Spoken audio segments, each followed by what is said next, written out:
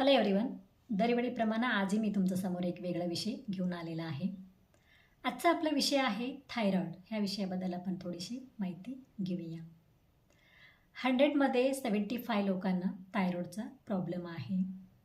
आणि हे थायरॉइड होण्यासाठी कारण काय आहे आणि त्याचं लक्षण आणि योगाद्वारे आपण काय केलं तर थायरॉइड प्रॉब्लेममधून संपूर्णपणे बाहेर येऊ शकतो, ह्या बऱ्याच गोष्टी आपण आता पाहूया. पहिल्यांदा आपण आहार, विहार, विचार हे सर्वात व्यवस्थित असेल ना, आपल्याला कुठलाही रोग किंवा प्रॉब्लेम होत नाही, हे तरी मान्यच आहे. पण थायरॉइड होण्यासाठी कधी आपल्याला आहारामध्ये बदल निर्माण झाला तर आपल्याला थायरॉइड होते? बिलकुल नाही आहे. जर विहारामध्ये आपण बदल केला तर खूप फिरलो किंवा आपल्या झोपण्यामध्ये उठण्यामध्ये बदल निर्माण झाला तर आपल्याला थायरॉइड होते? ते सुद्धा अजिबात नाही आहे. पण होते थर्ड पॉईंट, आहार, विहार, विचार. ज्यावेळी तुम्ही अति विचार करताय तो स्ट्रेसचं रूपांतर होऊन तुम्हाला थायरॉइडच्या प्रॉब्लेममध्ये तुम्ही अडकू शकता. पण स्ट्रेस हा प्रत्येकांना आजकाल एकदम सहज आणि सामान्य झालेला आहे. जेव्हा आपण स्ट्रेसखाली वावरताना पहिल्यांदा आपल्याला एक हायपर टेन्शन होतं, त्यानंतर बऱ्याच गोष्टीला आपल्याला सामना करावा लागतो, नंतर आपल्याला थायरॉइडचा प्रॉब्लेम सुरू होते. आजकाल 15-20 वर्षांच्या मुलींपासून गृहिणी गृहस्थांपर्यंत थायरॉइडचा प्रॉब्लेम खूप लोकांना सुरू आहे. ह्याला कारणीभूत काय आहे आणि ह्याचे लक्षण काय आहे ह्याच्याबद्दल आपण पाहूया. थायरॉइड होण्यासाठी खूप गोष्टी आपल्याला एक कारणीभूत ठरतात आपल्याला थायरॉइड होण्यासाठी. फर्स्ट प्रेफरन्स स्ट्रेसला का दिलेला आहे? कारण ज्यावेळी आपण खूप विचार करतो त्याच्यामध्ये 95% निगेटिव्हिटी असते, तेव्हा थायरॉइड ग्रंथीमुळे खूप म्हणजे खूप दबाव येतो. त्यामुळे ग्रंथींचा संपूर्णपणे बिघाड निर्माण होतो. आपल्या थायरॉइड ग्रंथीमध्ये महत्त्वाचा हार्मोन आहे थायरॉक्सिन. हे थायरॉक्सिनचं प्रमाण ज्यावेळी खूप वाढतो किंवा खूप कमी होते, ते सुद्धा आपल्याला थायरॉइड होण्यासाठी कारणीभूत ठरतो. हायपोथायरॉइड आणि हायपरथायरॉइड हे दोन्ही पण आपलं एक लेडीज असू दे जेंट्स असू दे दोघांसाठी सुद्धा खूप धोकादायक आहे हेल्थसाठी. आपण लक्षण पाहूया. थायरॉइड होताना लक्षण काय काय होतं आपल्याला. काही कारण नसताना आपल्याला वरचावर मूड स्विंग्स होणं, कारण नसताना आपल्याला रडू येणं, क्लायमेट बदलल्यामुळे सुद्धा आपल्याला एक वेगवेगळं आपल्याला सिम्पटम्स दिसणं, केस खूप गळणं आणि केस विरळ होणे, डोळे निस्तेज वाटणं, चेहऱ्यामध्ये तेज निघून घेणं आणि आपलं एक त्वचा सूक्ष्म होणं, म्हणजे आपल्या त्वचामध्ये खूप कोरडेपणा येणं, घसा कोरडा पडणे आणि आवाजामध्ये गोगरे आवाज येणं, हे बऱ्याच गोष्टी आपल्याला लक्षण दिसून येते. कित्येक थायरॉइड असणाऱ्या लोकांना इन्सोमनियाचा प्रॉब्लेमसुद्धा सुरू झालेला आहे.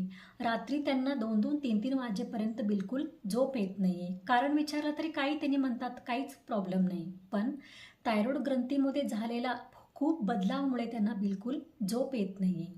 जेव्हा आता आपण रिलॅक्समध्ये असतो, मनामध्ये एकदम रिलॅक्समध्ये असतो, त्यावेळी बघा आपल्या शरीरातील सर्व ऑर्गन्स व्यवस्थित काम करत असतात. आणि आता काही लोकांना कंपॅरिझन करायचा सवय पण खूप असतो. म्हणजे आपल्याला कंपॅरिझन करणं, थोडंफार जलसी वृत्ती निर्माण होणं, हे सुद्धा आपल्याला हायपर थायरॉइडसाठी कारणीभूत ठरतो. आणि ह्या सर्व गोष्टी आपल्याला त्रासदायक ठरतो. त्यावेळी बघा तुम्हाला 2-3 पर्यंत झोप नाही, त्यानंतर सकाळी उठून तुम्हाला कामामध्ये उत्साह राहणार आहे काय? बिलकुल नाही.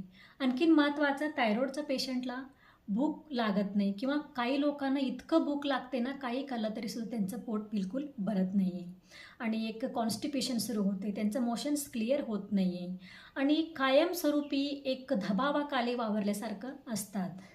आणखीन एक कारणीभूत असू शकतो, आपण आता गिळतो म्हणतात ना, विचारांचा गिळण्याचा स्वभाव असतो.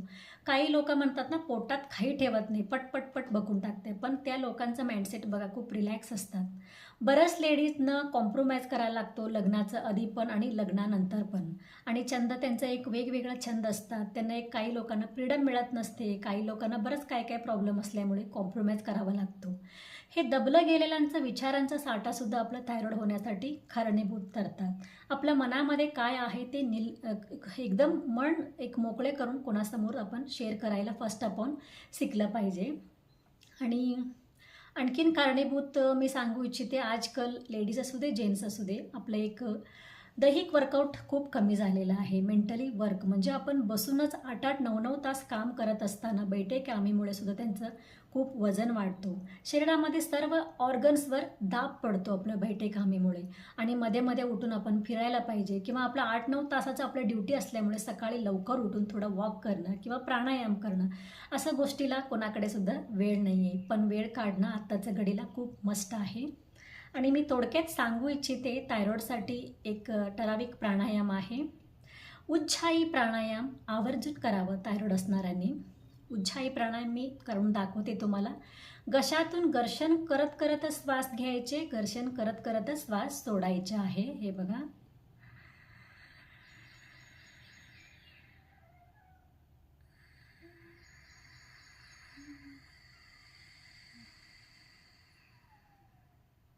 आपल्या नाकपुडीद्वारे श्वास घेताना घशाचं घर्षण ह्याच्यामध्ये खूप मस्त आहे.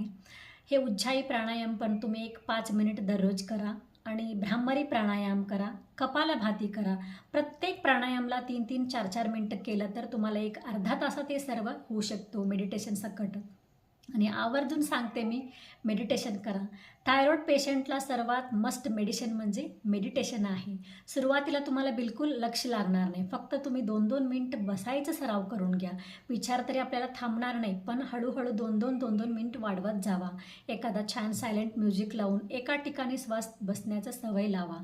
आणि हे एक खूप छान मेडिसिनसारखं प्राणायामाने आपलं मेडिटेशन तुमचं थायरॉईड कमी होण्यासाठी खूप महत्त्वाचा भाग आहे. आपलं एक स्टुडंट्समध्ये कित्येक लोकांना थायरॉईडचा प्रॉब्लेम होतं. दररोज त्यांनी सकाळी उठून, मी क्रेडिट मी घेत नाही, त्यांनाच देते, कारण इतकं लवकर उठून त्यांनी स्वतःसाठी वेळ दिल्यामुळे त्यांचं थायरॉईड खूप नॉर्मल आहे आणि आता त्यांचं कुठलाही हेल्थ इश्यूसुद्धा नाही आहे. एवढंच मी सांगू इच्छिते. धन्यवाद.